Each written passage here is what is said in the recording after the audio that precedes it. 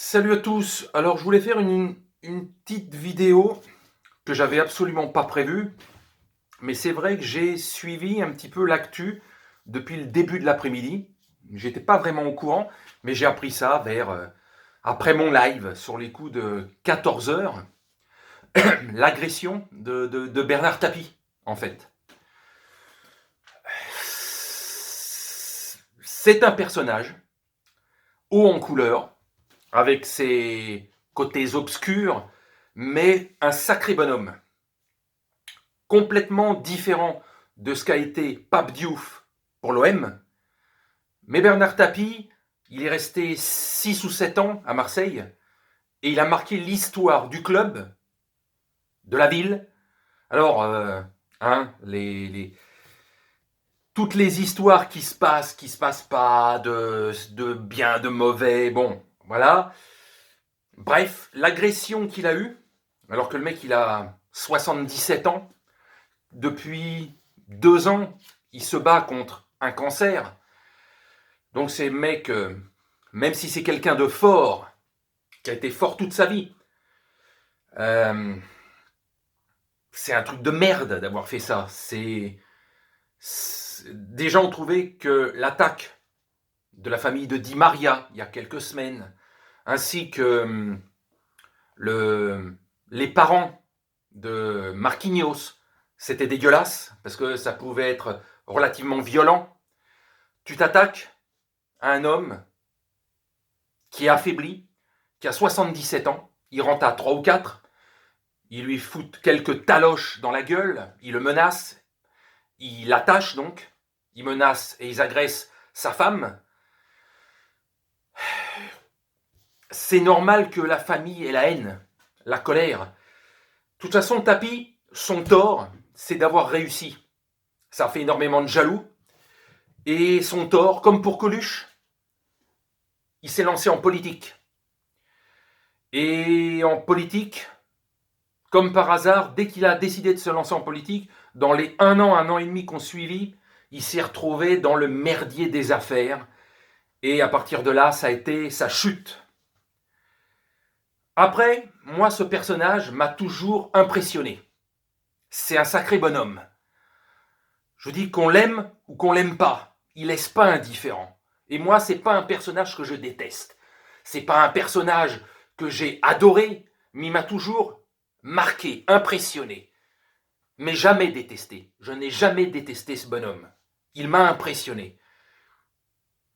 Et ces 4 voyous, merdeux, connards, comme vous voulez qu'on les appelle, il y a son fils, Stéphane, comme moi, Stéphane, qui a dit dans une interview il y a quelques minutes, j'aimerais bien que les 4 qui ont fait ça, qui ont agressé un homme de 77 ans, fragilisé physiquement, et qu'on s'est amusé un petit peu à maltraiter un petit peu, qu'on les chope et qu'on les laisse 24 heures aux Baumettes, dans l'un des gros quartiers de Marseille, juste pour voir ce que des Parisiens qui ont maltraité une des légendes de Marseille feraient à ces 4 bonhommes. Voilà. Pour moi, c'est juste dégueulasse. C'est un souvenir d'il y a 30 ans et qui a marqué ma vie de passionné de foot. L'histoire vraie ou pas vraie de ce qui s'est passé et pas passé, je sais que les années que j'ai vécues à ce moment-là et qui ont suivi après toute la décennie des années 90, qui est la plus belle décennie du foot français, bah c'est une période qui m'a marqué à vie. À vie. Donc, quand on touche à ce genre de personnage comme la mort de Pape Diouf, qu'on soit ou pas un ultra de Marseille ou pas, ce sont des personnes qui ont marqué l'histoire du foot français. Donc ça m'énerve qu'on touche à un mec, je vous dis, 77 ans, qui lutte contre un cancer qui peut-être dans les prochains mois va y passer. Parce que apparemment le cancer est revenu, d'autres tumeurs sont arrivées, etc. Qu'on lui foute la paix. Déjà politiquement, qu'on lui foute la paix avec les affaires, etc. Même si ça a été ce qu'il a été, mais à un moment donné, je veux dire, personnellement, il a tué personne. Il y a des hommes politiques qui ont peut-être du sang sur les mains, et ceux-là, on les laisse tranquilles. Il a eu... Voilà. Donc voilà, je voulais en parler parce que Tapi, c'est une figure de l'histoire du business en France, du sport en France de ces 30-35 dernières années. Et voilà, c'est surtout le pourquoi du comment. Je vous dis déjà, on a été un petit peu choqué de ce qui s'est passé avec la famille Di Maria et la famille Marquinhos. Là, c'est un mec quand même qui a plus les moyens de lutter et ils sont à 3-4 à s'occuper de sa gueule, quoi. Et ils lui ont pas fait que des gentillesses, quoi. Donc, tu as envie de les choper, de te dire, vas-y, on va s'occuper de vos parents à vous et vous faire la misère, quoi. Voilà. Donc, moi, je suis dégoûté.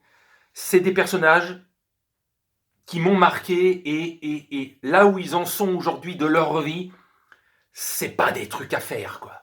C'est pas des trucs à faire. Tu comprends la colère et la haine que la famille ou les proches peuvent avoir quand tu t'attaques à quelqu'un d'affaibli, qui se bat, qui lutte contre la mort, et que des merdeux arrivent, en profitent pour lui prendre tout ce qu'il a et lui foutre des taloches dans la gueule, le menacer, l'attacher, des connards, quoi. Voilà. Alors après, que ça plaise ou pas, ce que je dis, c'est mon point de vue à moi, c'est ma chaîne à moi. J'ai envie de dire, quand les divergences de foot, et ce n'est que du foot, qu'on arrête, ce n'est que du foot. Moi, je parle d'une personne qui m'a marqué et que des connards, des salopards ont maltraité alors que le mec, il est plus en âge et en condition de pouvoir se défendre. Foutez-lui la paix, quoi. C'est un mec qui est au bout, quoi. Voilà. Allez, sur ce, je vous salue.